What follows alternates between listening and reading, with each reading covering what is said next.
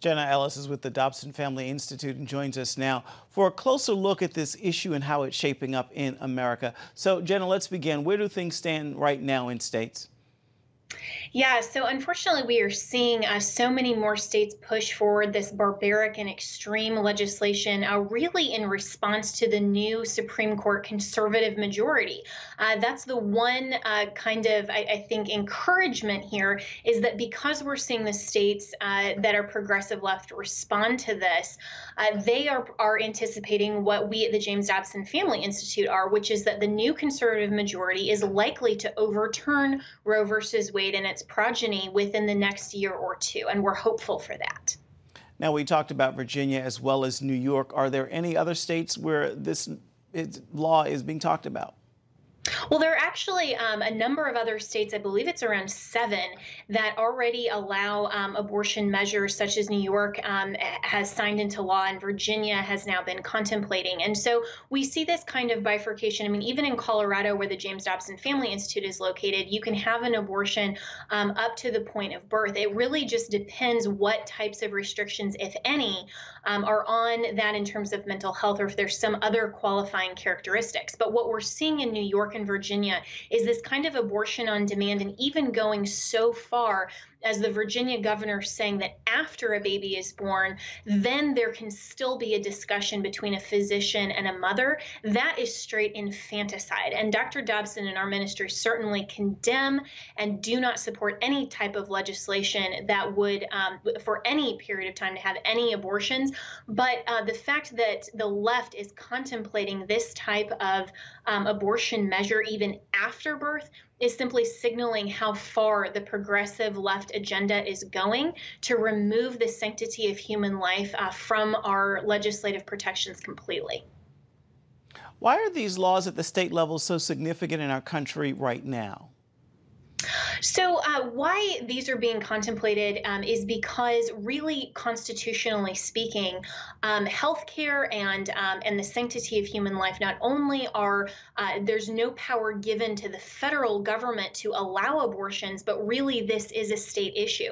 The sanctity of human life should be protected on a state-by-state basis. And so if we look at what our Constitution actually requires and the power that it gives to the federal government, Congress actually can't do anything about this. And so Roe versus Wade was decided on an activist agenda. And so when that is repealed, and we're hopeful it will be a win, this then will fall to the states to then act in accordance with the Constitution. But it's very important, Ephraim, and for everyone to remember, abortion still cannot constitutionally be legalized in any of the states. We as conservatives and as Christians have to do a much better job now within all 50 states to protect the sanctity of human life. All right, Jenna Ellis with the Dobson Family Institute. Thank you for your time.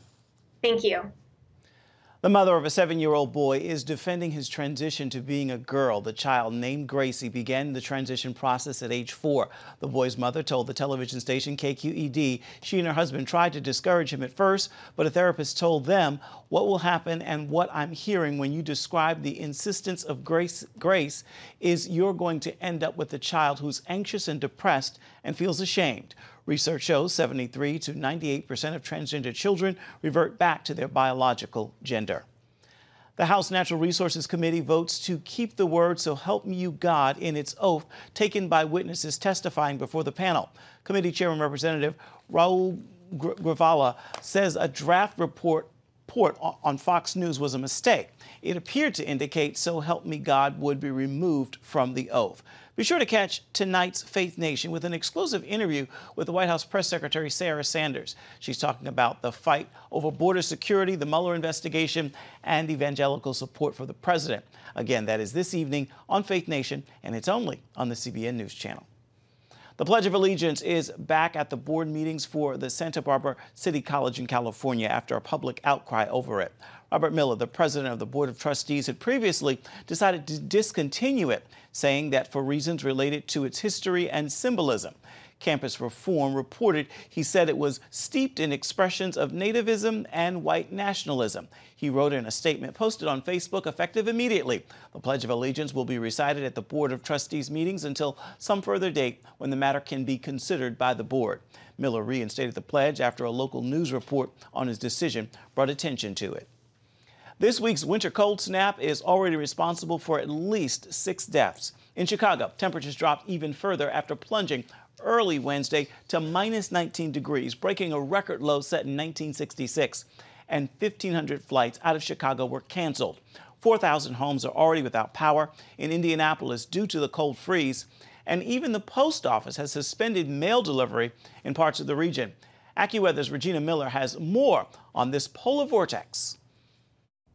Well, it's the phrase that incites terror here in the winter, the polar vortex, normally consolidated with the very coldest air here at the poles. That breaks loose pieces of energy, kind of rotate around that, and that is pushing into much of the country for the middle of the week. In fact, take a look at this Arctic blast and where we'll see temperatures running about 20 to 40 degrees below normal for this time of year. And it's normally cold up into the Great Lakes and into Ohio, the Ohio Valley, back into the Midwest. But we're running 20 to 40 degrees below normal for this time of year for those locations, and 10 to 20 degrees below normal, even as far south as the Gulf Coast and Florida. So we have a front pushing through. The Arctic front comes through. That could bring some snow showers or squalls, briefly heavy, so watch for reduced visibility. Morning around Pittsburgh as we go into the midday and afternoon. Washington, D.C. around the midday into the afternoon hours, coming up towards New York City, and by evening or late afternoon, places like Boston. Temperatures will rapidly drop behind this. Plus, you could have a rapid freeze up. Again, watch for reduced visibility as that Arctic front pushes through. Behind that, this is where we've got the record challenging cold for the overnight hours. Milwaukee, our forecast is minus 20. The record was minus 15, set way back in 1899. The record low in Minneapolis was minus 27, and that was in 1887. We are forecasting minus 27 degrees. The forecast for Detroit is minus 15. That is dangerous cold. In fact, take a look at the AccuWeather real feels where you're seeing the purple shading. That's where it's going to feel like it's minus 40 to minus 50 degrees. Coming up, a cure for cancer is something scientists have been working on for generations. Now, one group of researchers say they may have discovered it. Details on their breakthrough approach when CBN Newswatch returns. Stay with us. CBN presents The I Wills of God, your path to overcoming fear and anxiety. We're going to talk about some of the incredible promises God has made to His children.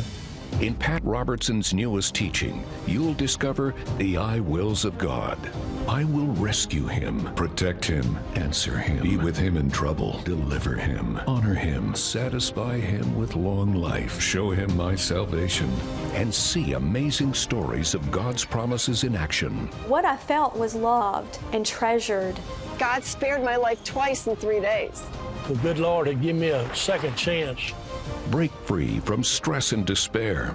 The Lord doesn't want you to live in fear, but to know the rewards given to those who love God. Call 1-800-700-7000 or visit CBN.com. The I Wills of God, your path to overcoming fear and anxiety. Hello, I'm Terry Newsom. Did you know there are more than 148 million orphans in the world today? 148 million. But it was 3 little girls that taught me about the plight of orphans. My husband and I spent nearly a month immersed in the daily activities of a Ukrainian orphanage as we waited to adopt 3 sisters. I saw firsthand the utter loneliness, the pain of rejection, and the overwhelming desire to be loved. That experience changed me forever. And out of it grew a ministry from my heart called Orphan's Promise. Today, we're helping orphans and vulnerable children in more than 50 countries worldwide. Thousands of children are now in safe homes. They're being educated, and they're learning life skills. I'm asking you to join with me and become family to these children. Will you call the number on your screen right now? Because every child deserves a chance to be happy. It seems too good to be true, but scientists in Israel say they've developed what looks like a cure for cancer, all types of cancer. CBN's medical reporter Lori Johnson joins us now with more on this. So, Lori, so many people have cancer. Is this treatment available now? So true. And so many, I know everyone's so interested in this because 18 million people are diagnosed with cancer every year. And you talk about it's the second leading cause of death, second to heart disease. And when you think about people who die, out of every 6 people who die, 1 of them died of cancer. So yes, this is something that affects us all. And to answer your question, the treatment is not available quite yet, but maybe within the next year, these researchers in Israel have done these wonderful experiments on mice, and they went great. Now they're going to start testing it on people, and we know that sometimes during these clinical trials, even before they're finished, people who are in dire need can take part in them. The company that developed this wonderful new treatment, this very promising new treatment, which by the way is called Mutato, and Mutato stands for multi-target toxin. The company is called Accelerated Evolution Biotechnologies, or AEBI. Dan Arador, chairman of AEBI, was quoted as saying in the Jerusalem Post, "Our cancer cure will be effective from day one, will last a duration of a few weeks, and will have no or minimal side effects at a much lower cost than most other treatments on the market." Arador also told the Jerusalem Post that it's something that they have absolute confidence in, and it's something that they're very excited about. I'm impressed with this confidence. It kind of hits on all the targets. It cures quickly, the side effects aren't there, and the cost is right. So there's a lot of hope and promise there. How does it work? Well, basically, it's very complicated, no surprise there. Basically, they take these peptides and they use more than one at one time. So 3 peptides at one time.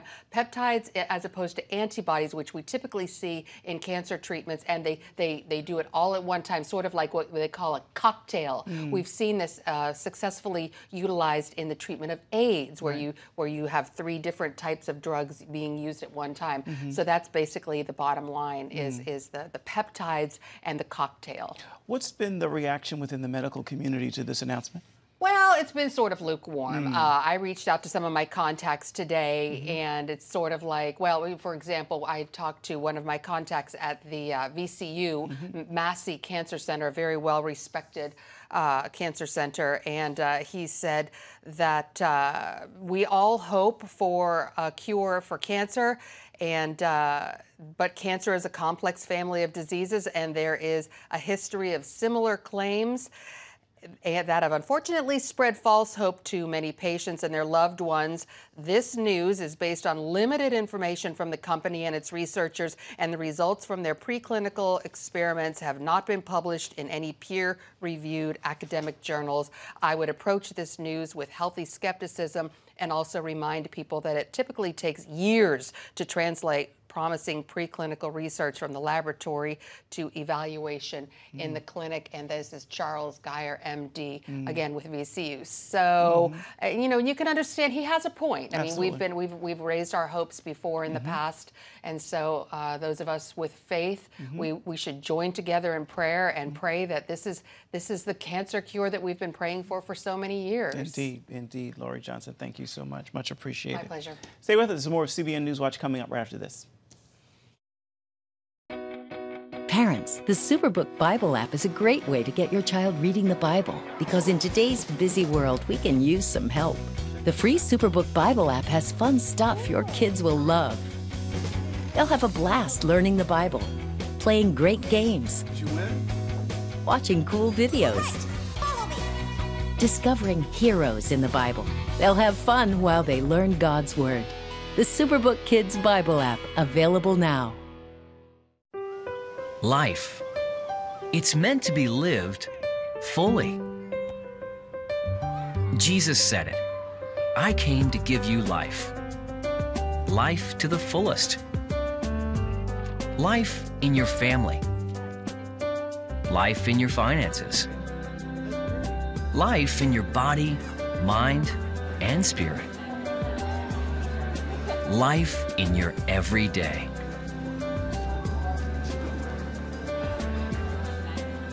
At CBN.com, we're taking what Jesus said seriously.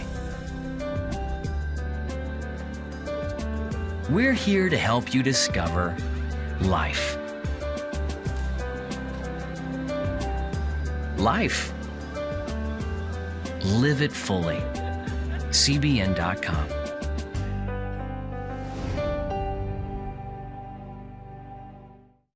Discover the I wills of God.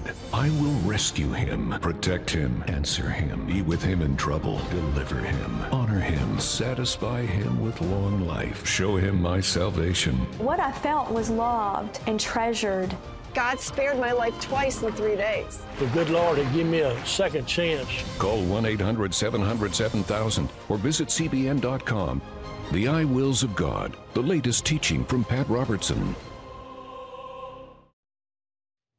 Fans are gathering in Atlanta for the Super Bowl standoff between the New England Patriots and the Los Angeles Rams. The Patriots' Devin McCourty talks faith in football with our CBN sports reporter Sean Brown.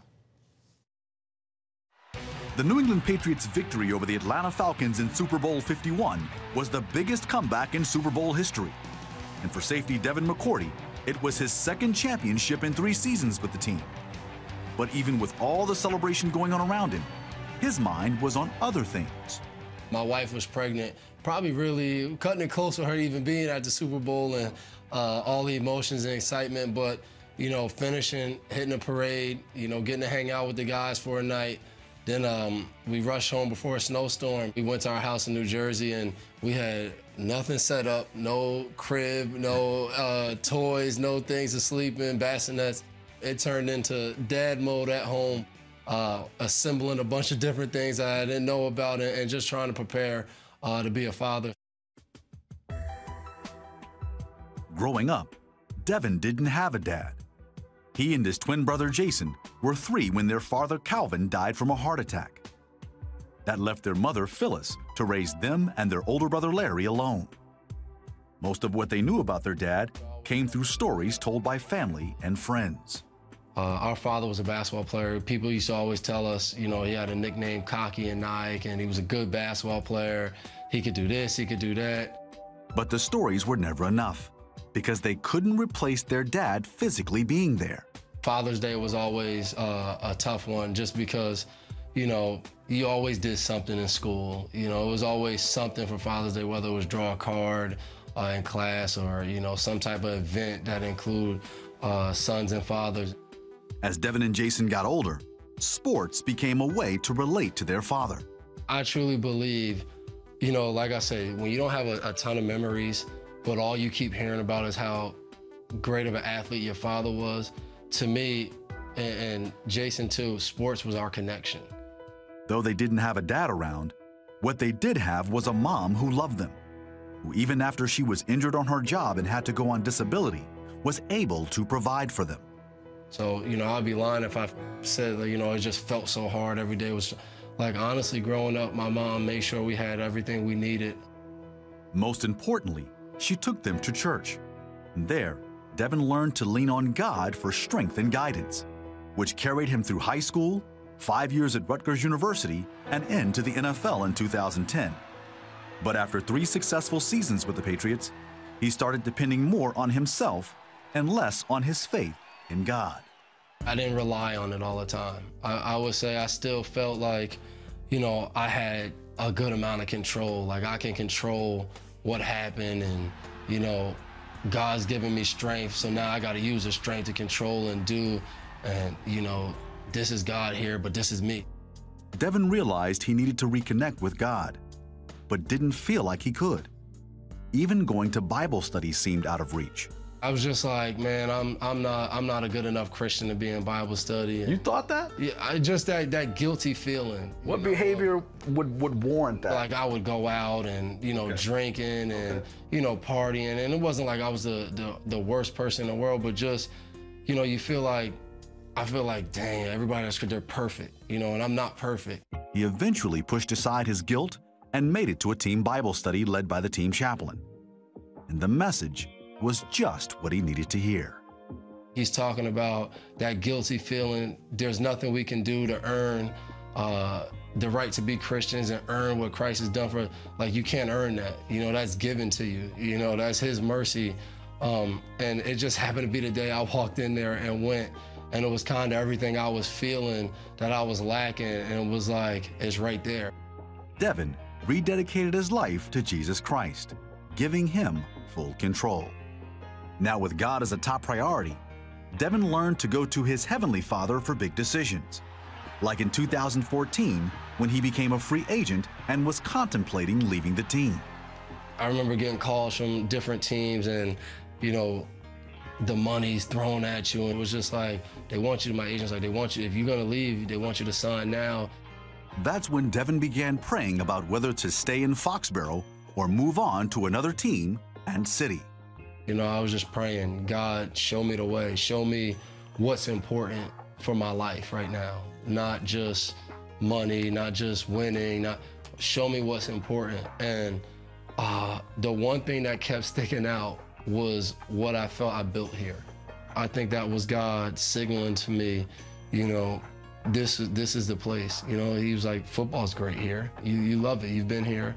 He was like, let me show you the next steps of your life. Of course, he decided to stay in Foxborough, and his choice paid off big as he helped the franchise win their 5th title.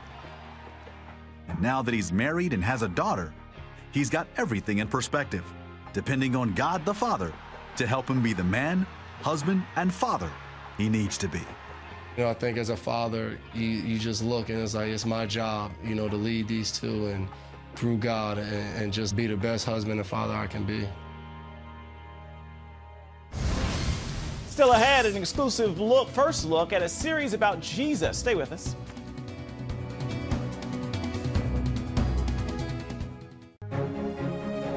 When you give, smiles grow bigger.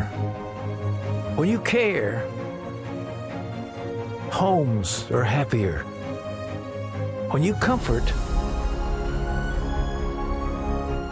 the hurt goes away. When we all come together to love, miracles happen.